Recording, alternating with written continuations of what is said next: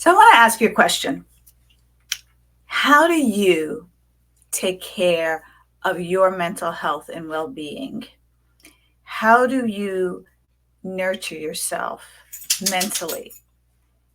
When people talk about self care, a lot of times they talk about your physical health, they talk about what you eat, they talk about massages, manicures, pedicures. But I want to dive in a little bit about your nervous system and your mental health. There are so many things that can impact our anxiety, our stress levels, our overwhelm, our burnout.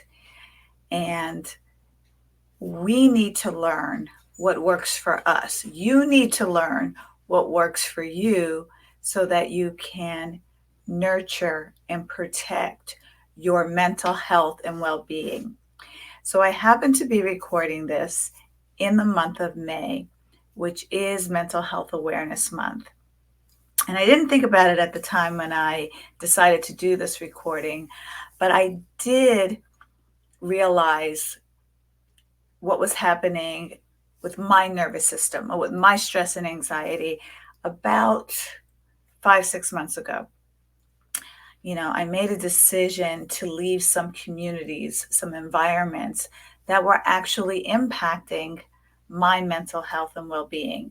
Now, these weren't bad communities, but let's just say the leadership and the makeup of the communities was having an impact on how I was feeling about myself, what I was worried about, what I was nervous about, all of those type of things. And this was after I intentionally cut out watching the news from my life. You know, I've always been addicted to news, especially when I travel. I'm in a hotel room, something that's always on, no matter what country I'm in, is the news, some kind of national news, if you will, and even the BBC. And these past few years, especially with the election in 2020 and COVID and all of that, and we're also coming up on the fourth anniversary of George Floyd's murder. We were all home from COVID, and I just got really more into the news. And I noticed over time my anxiety levels and how my anxiety levels were making me worried and nauseous and raising my cortisol, which is that stress hormone, creating a situation where I couldn't release any weight. I started holding on to more weight, which just wasn't healthy for me as far as an internal level with my visceral fat. So I share all this to say that, we have to know our environment is stronger than our willpower. And even though we have the will to be happy and healthy, if we are not in an environment that nurtures that for us, no matter how much we want it, it's going to make it all the more difficult to get. So the decision that I made to leave a community that I didn't find was supporting my mental health goals was something that immediately, not being involved on a daily basis in that community, I just felt like a huge weight lifted off of my shoulder. Um, Before that, when I decided to limit my news consumption drastically, I would say I reduced it by 90%. I saw that I was able to enjoy things more. I was able to sleep better. I was able to wake up not feeling anxious or nervous about the day or worried about what am I going to read in the news or watch in the news. And I strictly keep my news consumption for weather, not so much traffic because I don't go anywhere. I'm always in my house. And kind of lifestyle style stories, cooking, vacationing, what's hot in fashion, what is the latest thing to wear, to buy, to see, to do, those type of things that I find joy and pleasure in. It may be different for you.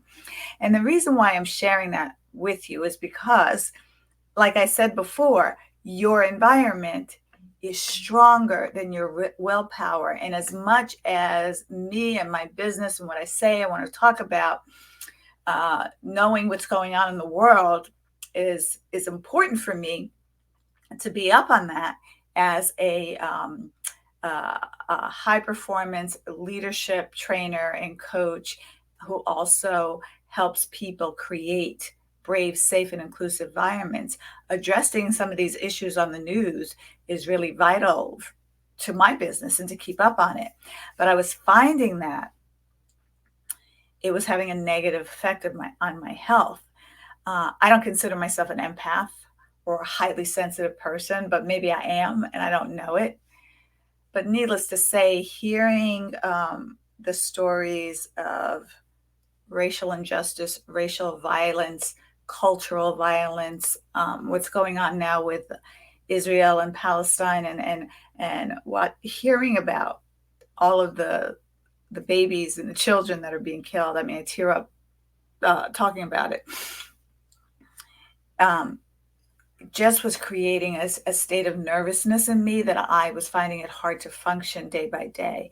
I don't think it was to the point where I needed any medical intervention, but I did look at the environments that I was choosing to put myself in that was actually contributing to my stress levels and anxiety.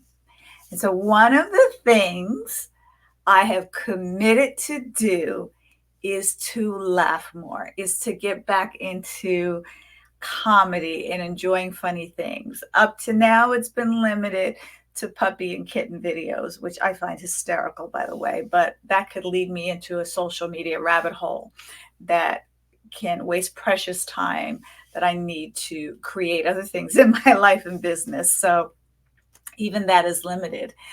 But I enjoy comedy. So I've been, Netflix has this thing on called Netflix is a Joke, and they are spotlighting certain comedians, and there are a lot of new funny shows. So I've intentionally, this is what works for me. I actually used to date a very famous comedian, oh gosh, 30 years ago, maybe now, 25, 30 years ago, maybe even more, 30, 35, possibly. Yeah, I was in my 30s at the time. So yeah, it was a minute ago. And, just learning to put myself in an environment where we can make fun of ourselves. Now, here's the thing. We are living in such a politically correct world right now that I think comedy has opened itself up. Comedians especially have opened themselves up to a lot of scrutiny and criticism and exposing them to cancel culture. And I have mixed feelings about that, and I'll tell you why. Most of the things that I find with comedy is we're taking a real look at the kind of darkest parts of ourselves in some comedians' humor and making it funny. And I think that can be really helpful in addressing some of our biases, some of our thought processes. And when a comedian brings it up and we recognize those feelings, those attitudes, and we can have the ability to laugh at them in the moment, knowing that they're purposely being said to be funny. What I've noticed for me is it really helps me look deeper inside myself, like where am I laughing the hardest? And, yes, it's true. We've thought that. Yes, it's true. We've said that. It may all be in the past, but we can look back at it with a little sense of humor. I hope I'm making sense in the way I'm saying this, because I just watched the roast of Tom Brady. That was just recently. I didn't watch it live, but I did watch the recording, and it took me 3 nights to watch it because, good Lord, it was 3 hours long. And there was that was full of politically incorrect jokes over and over. There was not one group or race that I think went untouched in that roast. And I found myself really laughing hysterically at some of the things, but really cringing at the same time. And so I haven't unpacked all of that yet, but I do know that in my perusing of other comedians, just having a good belly laugh and sometimes looking at some of the unpleasant things in ourselves and being able to face them, first have them recognized and noticed through the lens of humor, to where we can then take that further and look at where do we need to be better and do better, with that thought process in our minds. I think that type of comedy can be really helpful. And what I don't want to see is people getting canceled and shamed and blamed and guilt for telling jokes that may ring true for a lot of us. And so I'm kind of in a both and here. And they made fun of every situation possible. And some would say it was hugely inappropriate. There was a lot of sexism. There was a lot of homophobism. They used words that were really, really politically incorrect. A lot of racial jokes, a lot of genitalia jokes. It was like being in a male locker room. Like that part, I don't find that funny. And that's just my sense of humor. Some people find that funny, especially probably teenage boys. But since I'm not a teenage boy, nor will I ever be, yeah, I could have done without all of that. But I took what was for me, what I found humorous in it, and watched it. Now I'm sharing this with you because I know that a lot of people are struggling with stress, anxiety, overwhelm, and exhaustion that's affecting their mental health. It's affecting their mood. It's affecting their interactions with other people. And my invitation to you is to laugh more. Really find things that bring you joy and make you laugh, and intentionally put yourself in that environment, bring those things into your life so that you can have that release, that outlet, joy, laughter, do fun things that just give you that belly laugh, type of humor. You know, I laughed a lot in high school, especially my senior year. It was just kind of the best years of my life, with my best friend, who is a professional comedian, by the way, now. But in high school, we just made each other laugh to the point that it was really good ab workout laugh. And I miss those days. In my adult life, I had become more serious and probably more conscious of what other people think of me. And I don't laugh as much. And so it's my intention to bring more of that back into my life, to watch something funny every day, to listen to something funny every day, whether it's a podcast from the comedians. I've gotten into some podcasts that comedians are hosting. I just really want to find and be intentional in finding joy and happiness in my life by making myself laugh more. I have a great life. I have a happy life. I'm so blessed. It's not perfect, and I struggle in a lot of areas, but I realize what I'm fortunate to have, and I enjoy it. But I realized I wasn't laughing enough. Everything was serious. Everything was about work. Everything was about, planning and doing and planning to do.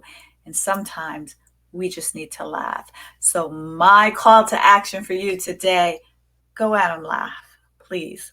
Find something funny that makes you laugh. And if nothing else works, go back to some old I Love Lucy sitcom reruns. Those are always hysterical. All right. Have a wonderful day, everybody. Bye.